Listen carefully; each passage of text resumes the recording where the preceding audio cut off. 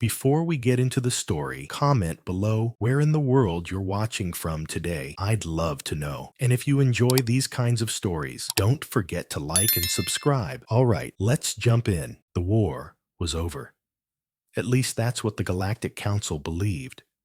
The machines had been pushed back, their great fleets broken and scattered. After 5 long years of fear, destruction, and endless battles, the Axiom War had ended. The final fight had taken place near the edge of Council space, where human ships led the final charge. They were fast, fierce, and strange, always one step ahead of the enemy.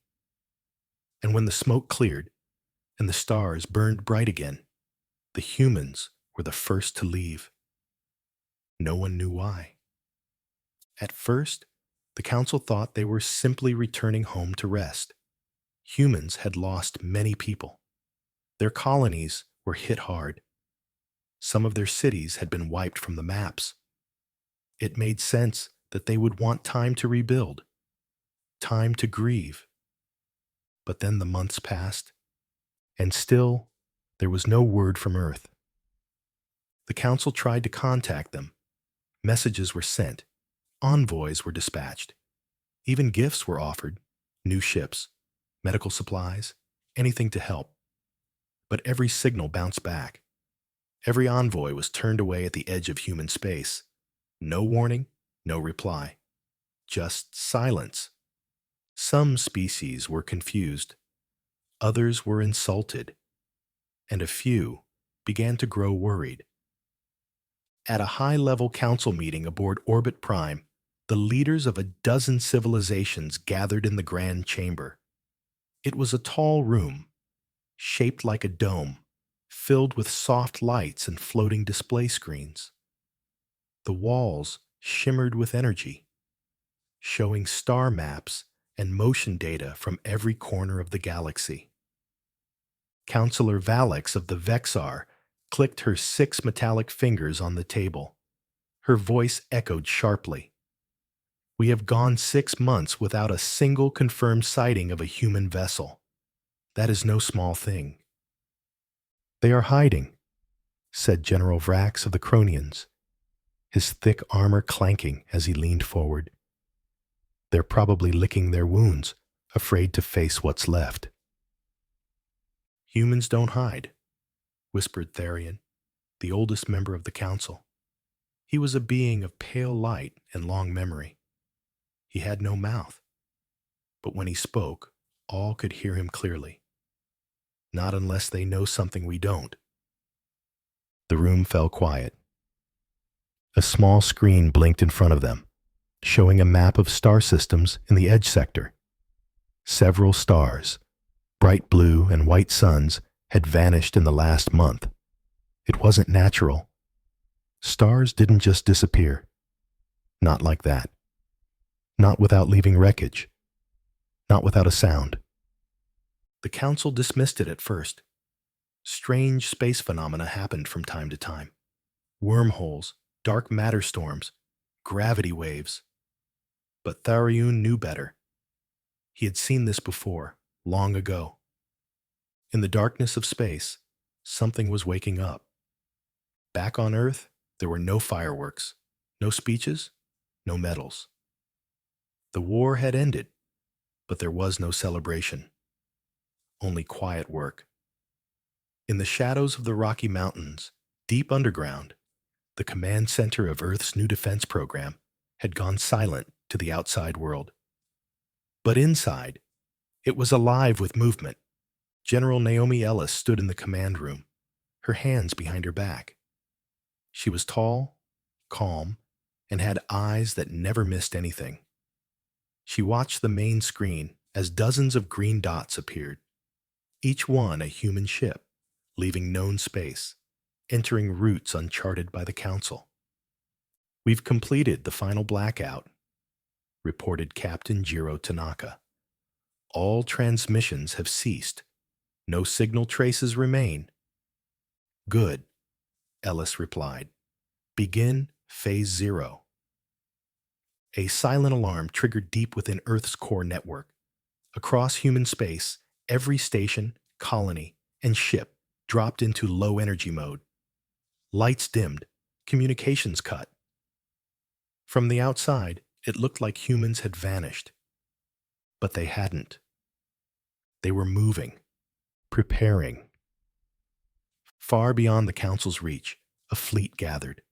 Not a fleet of warships, but scouts, engineers, and science vessels. At the center was a large, dark ship named Silent Ark. Its engines made no sound. Its power signatures were hidden. It carried the secrets of Operation Eclipse, Earth's plan for what would come after the war. In one room aboard the Ark, Dr. Yasmin Cade looked through streams of data. She was a scientist, not a soldier, but her work mattered more than any weapon. Her screen showed movement, tiny changes in gravitational fields across the galaxy. To most, it would mean nothing. To her, it was a sign. "They're coming," she said softly. Her assistant looked up. "The Axiom?" "No," she answered, shaking her head. "Something worse." The Devourers had many names. Some called them the Endless Hunger. Others called them the Star Eaters. They were not machines, not living things. They were something else, something old, something that didn't care about war or peace or politics. They came when galaxies grew quiet, when people thought they were safe. The last time they arrived, the galaxy lost half its stars, and only one species had survived. The humans had found their ruins on a lonely moon near Mars. Hidden deep below the surface were bones, strange machines, and a message carved in glowing crystal. Disappear, building, wait, strike.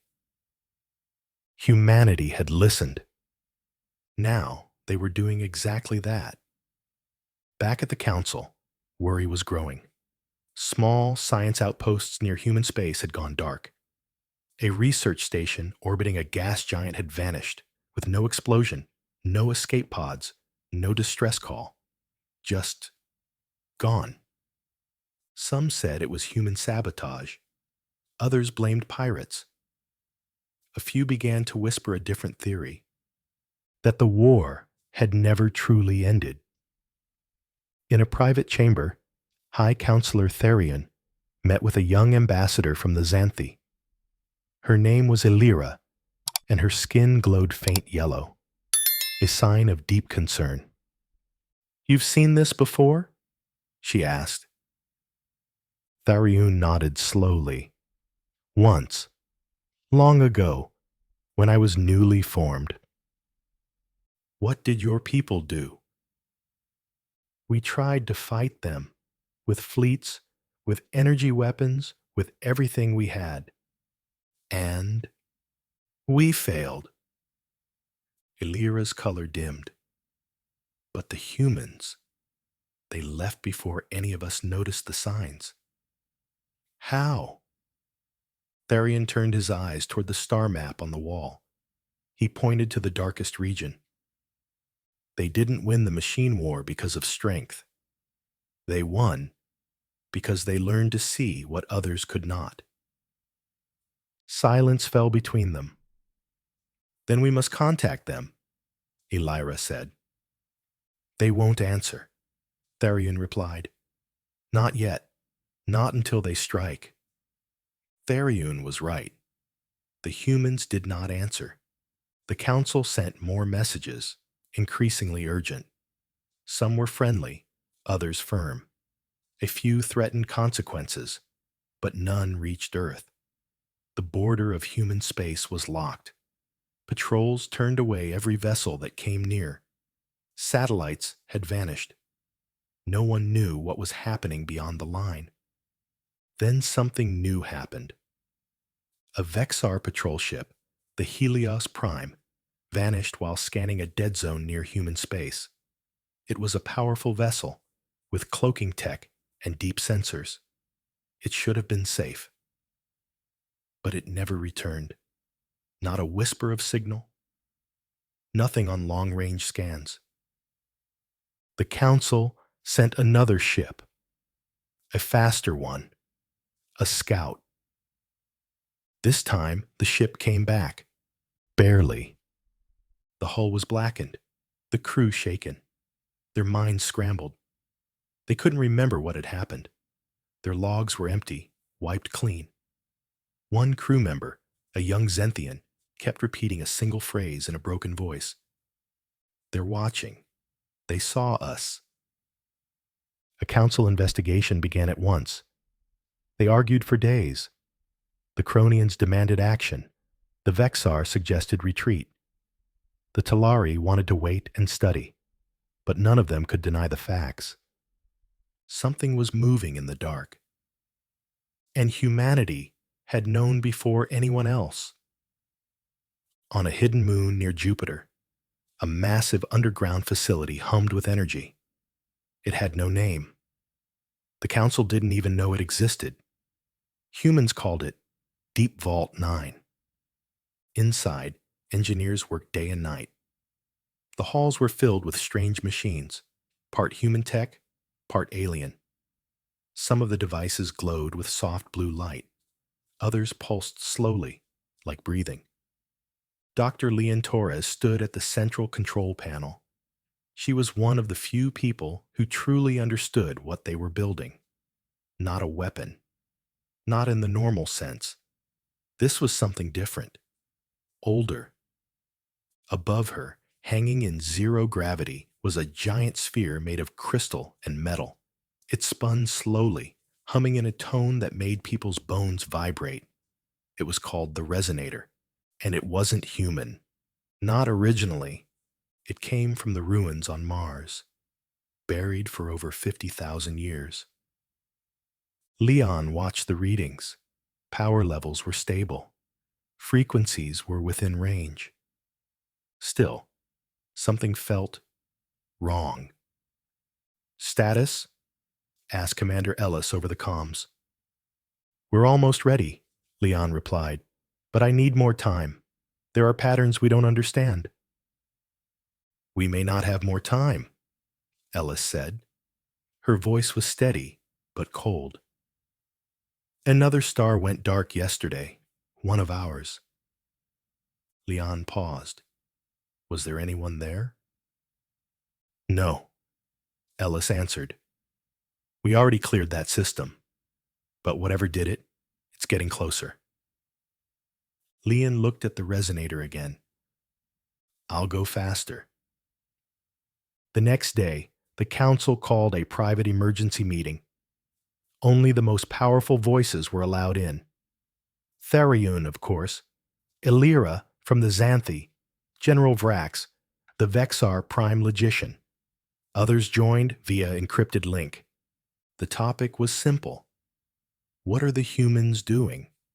Tharion showed them images collected from long-range probes.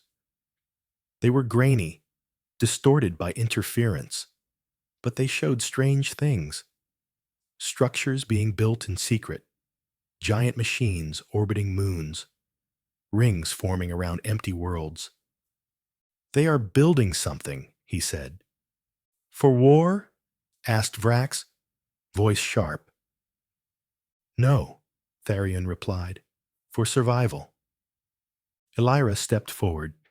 "We must speak with them, face to face. If they know something, we must know it too." General Vrax grunted. "And if they've gone mad, what then?" "Then we find out before it's too late," Tharion said.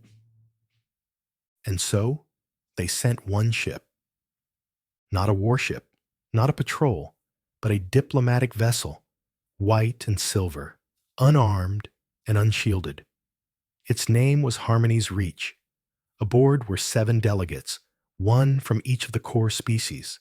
Tharion led them. They approached the edge of human space slowly. No lights, no transmissions. Just a soft beacon signal that said, "We come in peace." At first, nothing happened. Then a voice spoke. It was human, calm, female. This space is restricted. Turn back. Tharion responded. We come with no threat, only questions. Silence. Then the voice returned. Proceed to coordinates 47.9 by 12.3. Keep speed under threshold. Do not deviate. Any attempt to scan will be treated as hostile. They obeyed. The ship moved forward, deeper into the silent black.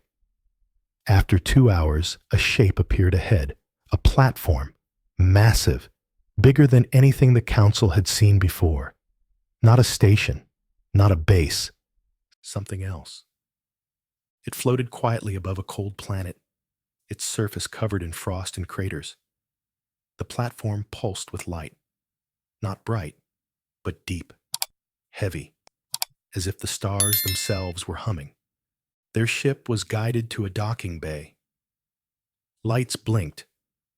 A soft tone played. Then the doors opened. Waiting inside was a single human.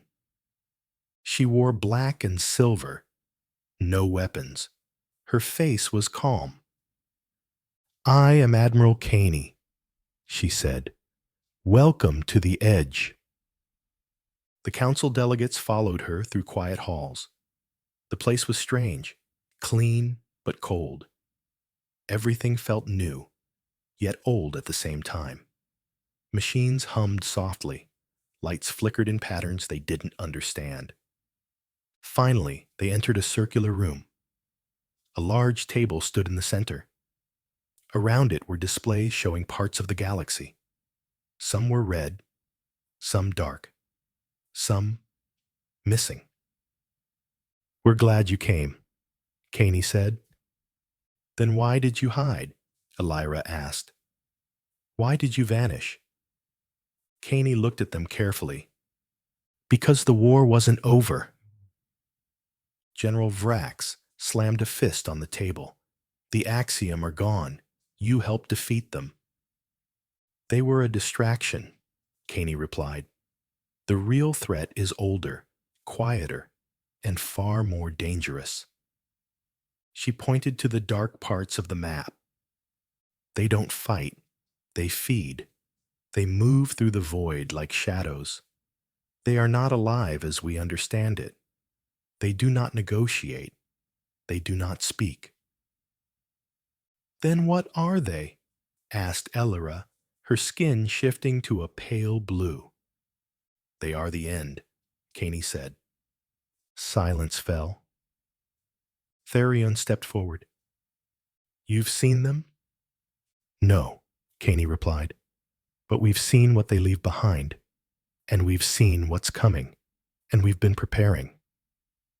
You should have told us, Vrax growled.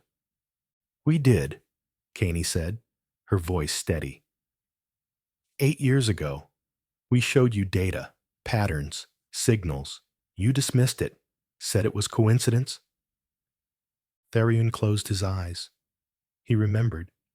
A human scientist, a woman, passionate, wild-eyed. She had shown them readings, anomalies. He had believed her, but he had said nothing. Elira looked down. What happens now? Caney didn't answer right away. She tapped a console. The room dimmed. A new display appeared, one that showed energy patterns forming between distant worlds. We've built something, she said, a way to fight back. Not with guns, not with missiles, but with disruption, harmony, interference. A weapon? Elira asked. No, Caney said. A net. Outside the station, beyond the frost-covered planet, something stirred. Far beyond, where no eyes could see. Stars blinked once, then were gone. Far from the edge station, far from even the hidden paths the humans used, stars were going dark. Not one at a time, but in patterns. Whole constellations vanished from council charts. Sensors picked up strange static in those regions. Sometimes echoes returned, small, broken fragments of light and sound, like whispers from dying systems. Sometimes there was nothing. The council had never seen this before, but the humans had. And now they were acting fast. On Earth, the sky looked normal. Cities sparkled at night. People walked through parks. Children played. Shops stayed open. But beneath the surface, the truth was very different. In bunkers, in orbit, on moons and asteroids, humanity was moving. Ships were being launched with no names or lights. Energy was being collected and stored. Ancient designs pulled from the Martian ruins were being turned into real machines, powered by strange crystal cores and pulsing quantum fields. They called it the Veil Protocol. Its purpose was simple: disappear before they strike. Disappear from charts, from maps, from attention, then strike with precision. Inside Deep Vault 9, the resonator spun faster. It sang now, its voice deep and low. Anyone too close to it, without special shielding, felt dizzy. Some passed out. A few never woke up. Dr. Leon Torres stood watching it, eyes bloodshot from lack of sleep. Her team had finished the final connections. Energy levels were stable. Frequencies matched predictions. The network could now link across all human-controlled space, quietly, invisibly, undetectable to outside scanners. It was ready. But what it would be used for, no one fully understood yet. Back on the Edge station, Admiral Caney led the council delegates into a darker room. This one had no lights, only a table and a black screen. She spoke without turning. What I'm about to show you is classified. If you leave this room, you'll be watched. If you speak of it, you'll be followed. But you need to see it. She touched the console. The black screen flared to life. It showed a planet, a normal one. Green-blue oceans, yellow clouds, several moons. Then in just seconds, it was gone. Not exploded, not shattered, just erased. One moment it was there. The next, only empty space. A faint static followed, then silence. That was taken by a long-range human drone, Caney said. 27 light-years from Earth. That planet supported life. Gone? Illyra whispered. Caney nodded. No warning. No weapon signature. Just erasure. Not even gravity was left behind. Therion stared at the screen. This is the same pattern. Yes, Caney said. The same as what you recorded long ago. The same as the ruins we found. The same as the oldest warning left in the Martian archive. Vrax stepped forward. Why haven't we seen more of this? Because they only strike when they're sure, Caney answered. When systems are blind. When ships are weak. When no one is watching. She looked around the room. That's why we vanished. Silence. Caney tapped again. A new image came up. It was not a video, but a complex web of lines and circles, floating in 3 dimensions. It spun slowly, changing shape as it moved. This is the veil, she said. Illyra blinked. What is it? Caney paused. A defense? A signal? A trap? Maybe all 3. You don't know, Vrax asked, surprised. We know enough, Caney said. Enough to know that when it's fully activated, the veil will interfere with what the Devourers consume. It scrambles energy and space. If we're right, It can stop them from feeding. If you're wrong? Tharian asked. Caney looked him in the eye. Then we all die. On Council Worlds, panic was starting to spread. Not full panic. Not yet. But rumors moved quickly. The lost ships, the vanished stars, the human silence. Species who had once ignored each other were suddenly asking for meetings. Minor alliances began to form. Fleets were recalled. Civilian traffic was reduced. Something was coming, and everyone could feel it. On a small Xanthi moon, a council scientist named Velo worked late in his lab. He was young, curious, and didn't like being told what he couldn't study. He had found fragments of old human transmissions buried deep in old records, files marked unimportant, untranslated, ignored. He had translated one. It was from 8 years ago. A speech from a human scientist. Her name was Dr. Annika Gray. In the shaky video, she stood before the council science panel, pointing to strange waveforms and repeating star patterns. We're seeing something ancient, she had said. Something that doesn't emit heat, but consumes it. Something that eats the laws of physics. If you wait, you won't see them until it's too late. The council had dismissed her. The file was buried. Velo sat staring at the recording, skin pulsing bright purple with alarm. She had been right. In human space, the final stage of the Veil Protocol began. 7 massive platforms, one orbiting each of Earth's key worlds, activated in sync. Invisible energy fields spread out, bending signals, shifting readings. From the outside, it looked like those planets no longer existed. Even gravity readings were faked. It was the biggest fake-out in history.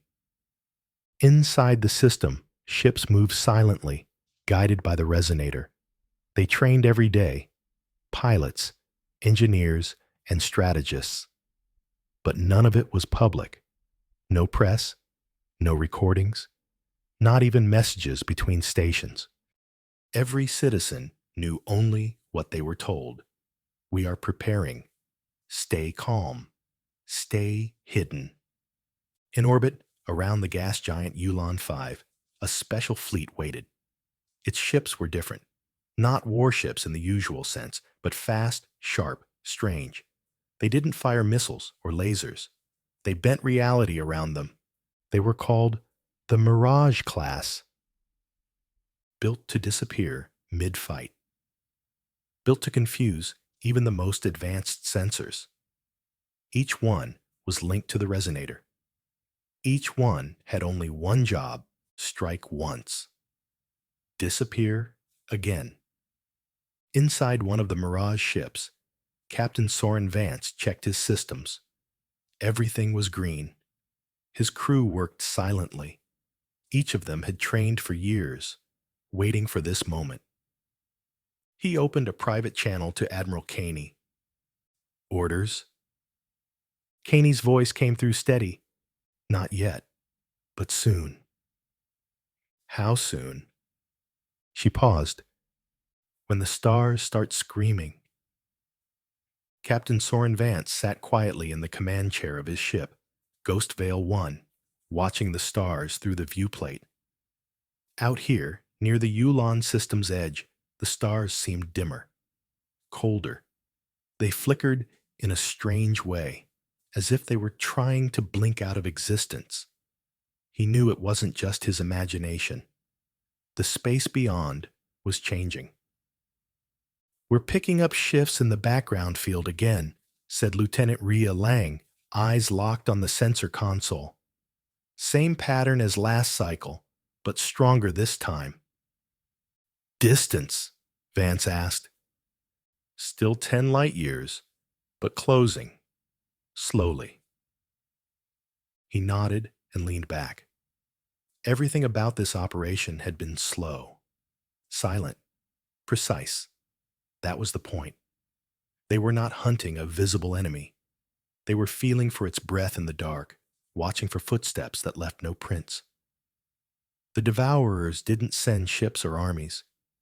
They were the storm itself, a storm that was learning. "Any response from Deep Vault 9? He asked. "None," Lang replied. "They're still on lockdown.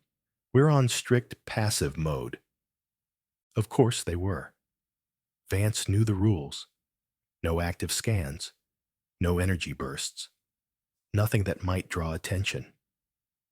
The only reason their ships even moved was because of the resonator field guiding them. It twisted light and gravity around the fleet, hiding them from nearly everything. But not forever. Vance stood and walked to the main holo map. He stared at the ghost-like edge of the veil, where human signals ended and the dark began. "Soon," he whispered. Too soon. Meanwhile, on the council world of Arthan Prime, panic had begun to leak through the cracks of diplomacy. Another star had vanished. This time, it had been watched. A research telescope had caught it. The moment the light simply died. The recording was shown in a sealed chamber. 1 second, the star shone bright. The next, it turned black. Not dim, not red-shifting, black, like a hole had been torn into reality itself.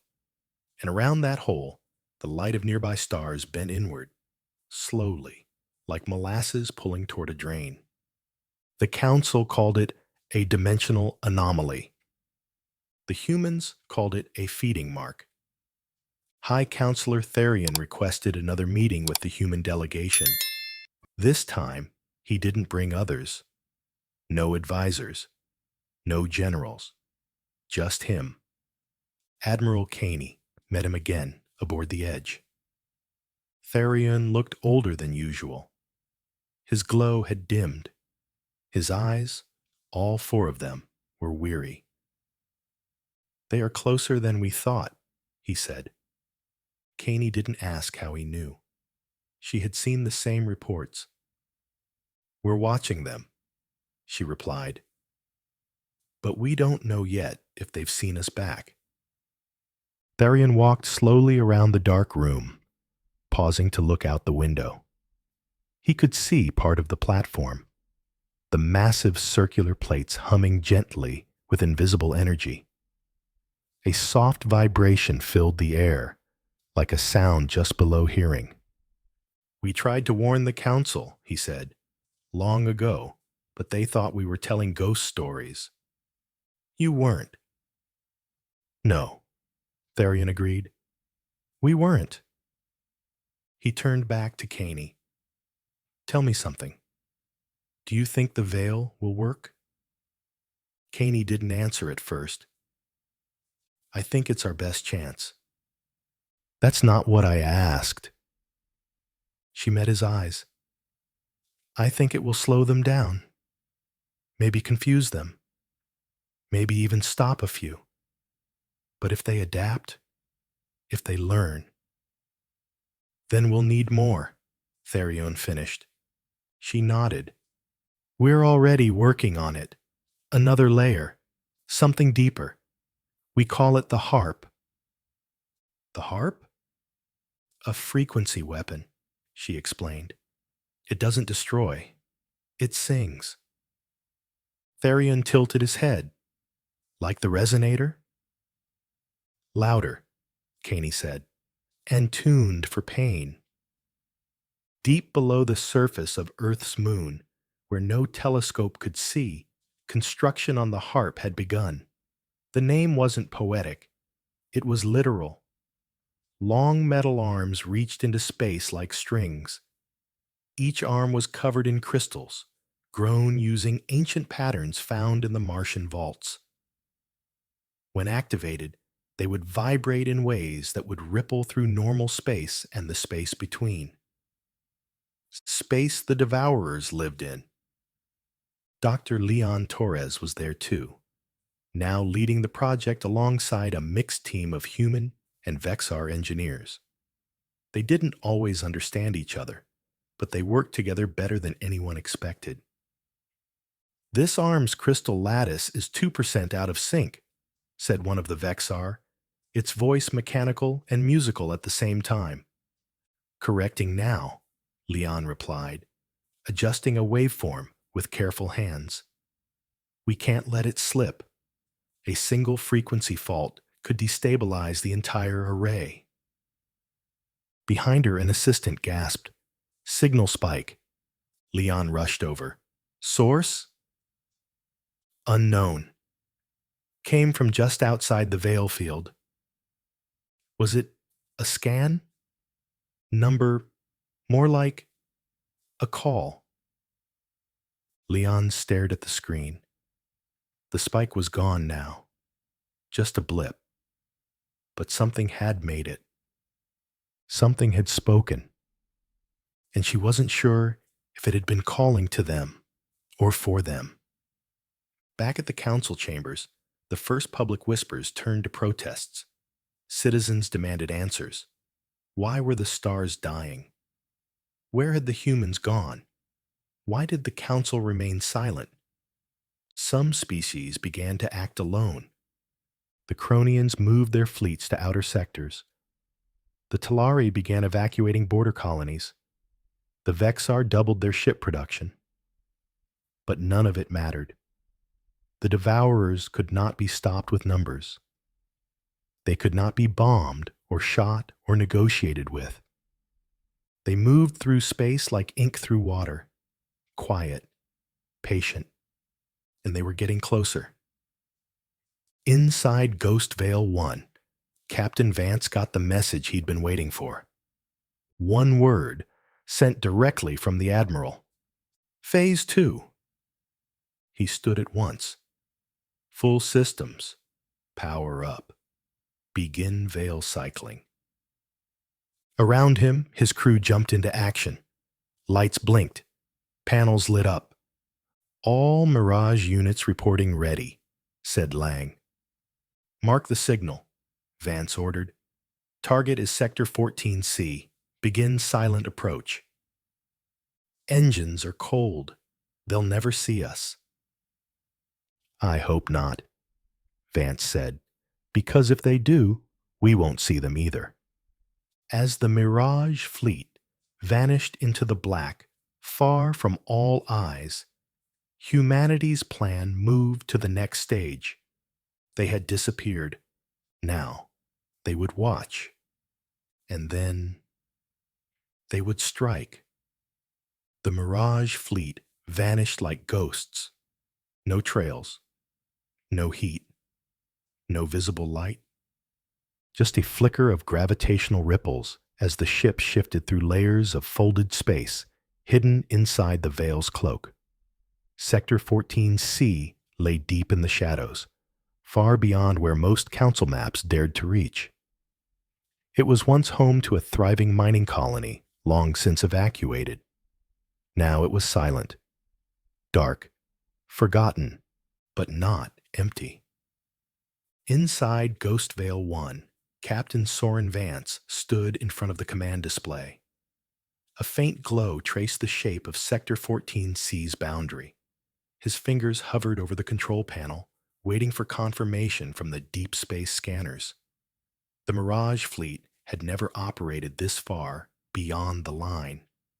This was the edge of human reach. And beyond it, something stirred. "Telemetry coming in," Lang said, voice steady but tense. "We're getting gravity waves, repeating frequencies, exactly like the patterns from Yulon." "Distance?" Vance asked. 7.3 light minutes, holding steady. But there's something new." He looked up sharply. "What kind of new?" Lang tapped the console. The screen zoomed in on the edge of the signal. There, faint but distinct, was a structure, something massive, surrounded by smaller energy readings. It wasn't made by the council, and it wasn't human. It wasn't made at all.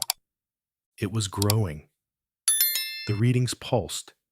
Every few seconds, the mass shifted, pulling matter and energy toward it like a reverse explosion. Stars nearby had already dimmed.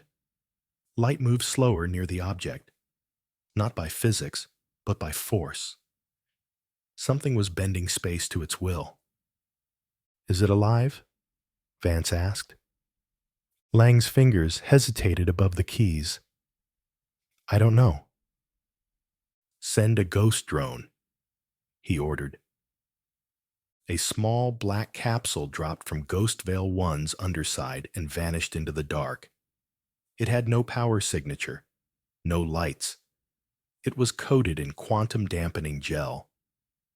If the drone made it within visual range, they'd finally get eyes on whatever was feeding in Sector 14C. Back on Earth, the resonator picked up the shift almost instantly.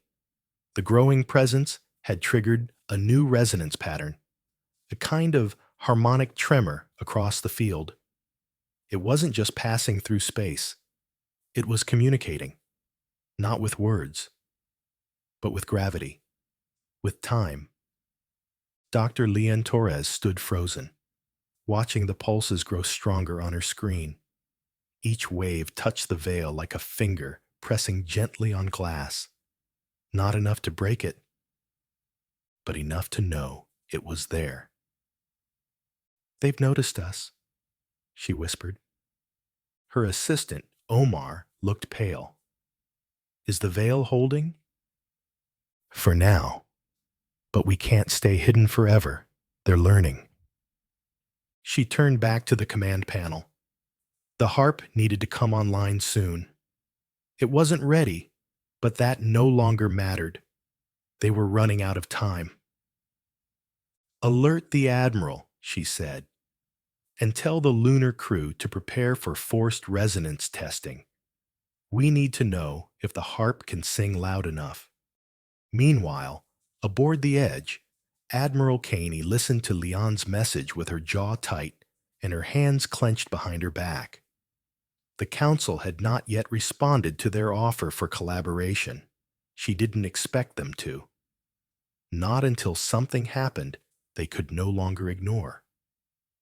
Begin active pattern dampening, she told the technician beside her, and ping Mirage Command. I want status reports from every vessel. Already coming in, the technician replied. Captain Vance just transmitted ghost drone visuals. Caney moved to the main holoscreen. Slowly, an image appeared. Static at first, then clarity. The thing in Sector 14C wasn't a ship. It wasn't even a creature in the traditional sense. It was a massive cloud of dark matter and energy, shaped like a sphere cracked in dozens of places. But those cracks didn't bleed light. They bled absence. Whole sections of the background stars were missing, erased. The central mass rippled, slowly twisting around itself, and within those twists, something moved. 1,000 eyes, or mouths, or both, shifting in ways the mind couldn't quite hold, looking outward, listening. Then just for a second, the visual feed glitched. A single image froze on the screen. A shape, tall, narrow, standing on 2 legs, too thin to be human, eyes glowing like dying suns, and a voice, scrambled by transmission noise, filtered through the drone's microphone. We hear your silence. The feed went dead. Caney stared at the blank screen. Then she turned and gave the order. Phase 3 begins now. On the moon, the harp vibrated for the first time. Not loud, just a whisper. A deep, slow hum that made the ground tremble and distant sensors blink. The sound wasn't carried by air. It moved through everything. Inside the command lab, Leon watched the wave roll across their monitors. Frequencies shifted, space rippled gently. For a moment, even gravity dipped, barely noticeable, but enough to shake a pencil off her desk. Then, something happened. Across the dark zones of space, 6 more signals blinked on. Not human, not council, not devourer. Old, ancient, ruins long thought dead. Systems humanity had explored decades ago and labeled empty. All of them answered. Each one sang back. Leon's eyes widened. Oh no. Admiral Caney received the report within minutes. The harp didn't just wake us up, Leon told her. It woke up everything that had ever been touched by them. Caney remained silent, calculating. Can we isolate the response? No, Leon said. They're harmonizing, syncing with the harp. If we try to stop it now, the feedback could shatter the resonator network. Caney turned slowly toward the star map. Her voice was low. Then we've rung the bell. And now, she added, we wait to see who answers. Aboard Ghost Veil 1, the crew watched in silence as the readings shifted. The dark shape in Sector 14C stopped growing. Its surface smoothed, the cracks closed. It had heard the song. Now, it was listening. Captain Vance whispered under his breath. Let's hope we don't have to play the second verse. The entity in Sector 14C no longer moved. It hovered in place, still and waiting, like a predator that had been startled. The Mirage fleet stayed silent. Every ship powered down to passive drift. Captain Vance didn't dare give an order. His crew barely breathed. They were hidden, shielded by layers of the veil and resonance interference, but they all felt the same thing. It knew they were there. It just didn't know where to look. On Earth's moon, the harp continued to hum. The vibrations deepened, stretching into lower frequencies that couldn't be heard but could be felt. Inside teeth, bones, and the centers of stars. Resonator relays across human space amplified the signal, forming an expanding wave that passed through everything. And far away, across the ancient ruins, across derelict systems long buried by time, the chorus continued. The echoes had returned. Dr. Leon Torres stood frozen in the harp's control chamber, watching 6 blinking signals converge on one point. Earth. They're not just harmonizing, she said aloud. They're aligning. Her assistant stepped forward pale. What does that mean? Leon pointed to the simulation. We're not singing to the harp. We are the harp now. The humans, the network, the old systems. They were always part of something bigger. We finished what the ancients started. And for the first time, they saw the full shape of the system. A net, but not a trap. A warning beacon. Back aboard the Edge, Admiral Caney paced the darkened war room. The holomap had changed. No longer just a field of sectors and patrols. Now it showed 3-dimensional energy flows, resonance harmonics, and pulse echoes. We've sent the signal, she said, and something has answered. Therion appeared on the central screen. The old counselor's glow had dimmed again, but his voice was strong. We received the same patterns on Orbit Prime. The Council has seen the harp activation. They'll come, Caney replied, but they won't be in time. You knew this was a risk, Tharion said softly. Caney nodded. We didn't build the harp to win. We built it to hold the line. At that moment, in Sector 14C, the anomaly began to pulse. The cloud twisted slowly, opening at the center like a blooming flower of void. It wasn't moving through space. It was pulling space toward it. Light bent. Matter stretched. The Mirage Fleet's stealth coatings began to fray under the strain. "Energy buildup!" Lang shouted. "It's charging!" Vance didn't hesitate. "Launch echo torches. Full burn. Run silent. Get out." Tiny silver pods ejected from the Mirage ships and scattered into the dark, each one emitting false resonance trails. The Devourer turned toward them, sensing movement. And it struck. The torches disappeared one by one, consumed by waves of raw distortion. Ripples tore through the sector, erasing dust clouds, killing static, draining heat from dead rocks. But the fleet was already gone. Back through the corridor, carved by the veil, back to human space, back to the center of the web. On Earth, President Ayla Mendez stood inside the underground command dome. She watched as the resonator field trembled under the pressure of approaching forces.